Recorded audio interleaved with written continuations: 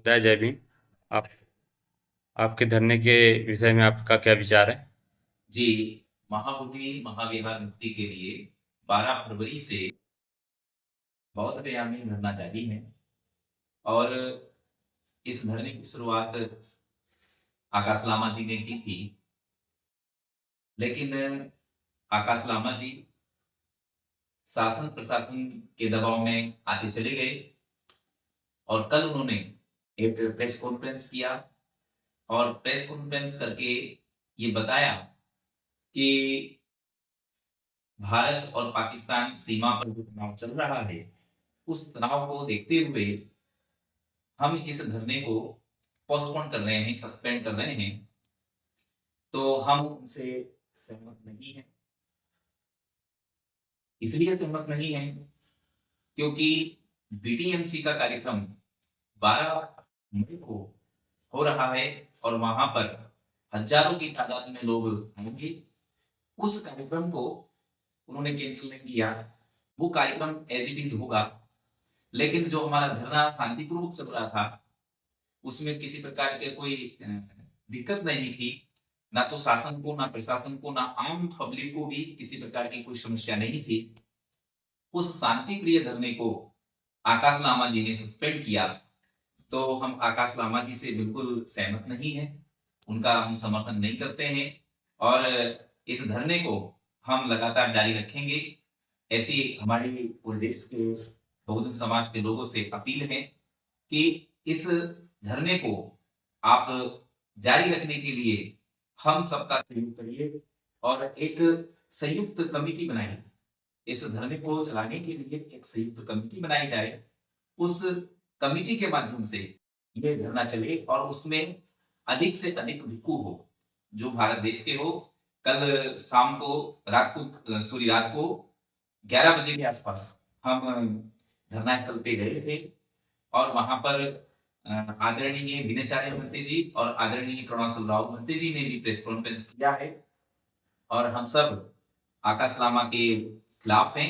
आकाश लामा का हम समर्थन नहीं करते हैं और जो उनके सहयोगी हैं आकाश लामा के, प्रज्ञा सिंह भंते और सुमित पाल भंते, हम उनका भी सहयोग नहीं करते हैं क्योंकि इन लोगों ने इस आंदोलन को बेच दिया।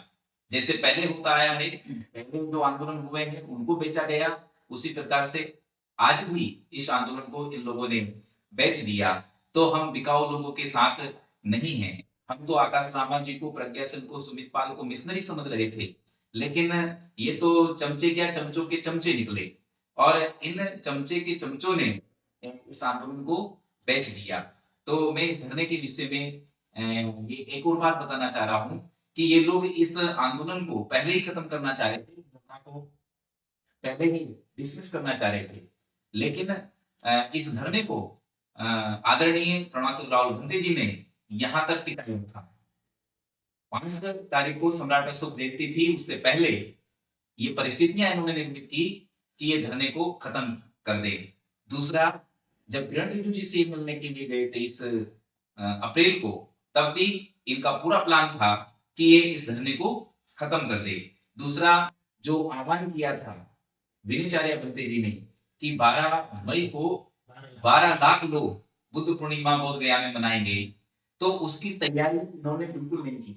जबकि हम इनसे बार-बार मीटिंग करते रहे, बैठक करते रहे, इनसे कहते रहे कि आप इसको संचालन करने के लिए एक मैनेजमेंट कमिटी आप बनाएँगे और वो मैनेजमेंट कमिटी पूरे धरने को मैनेज करेगी। लेकिन इन्होंने हमारी एक नहीं सुनी और हमारी बातों पर ध्यान नहीं दिया और ना ही कोई तैयारी की। जो हजारों की तादाद में, लाखों की तादाद में 12 मई को लोग यहाँ आने वाले थे, उनके ना रहने की, ना खाने की किसी प्रकार की कोई व्यवस्था इन्होंने नहीं की। इसी से हमें पता लग गया था कि ये लोग इस धरने को खत्म करना चाह रहे हैं। तो हम लोग 2 दिन पहले ही हम लोग वहां से धरने से आ गए थे, रुष्ट होकर के इनसे। लेकिन कल ही हमें पता चला कि इन्होंने प्रेस कॉन्फ्रेंस करके ये बात बताई कि हम धरना को सस्पेंड कर रहे हैं, पोस्टपोन कर रहे हैं। तो ये तो ठीक नहीं है।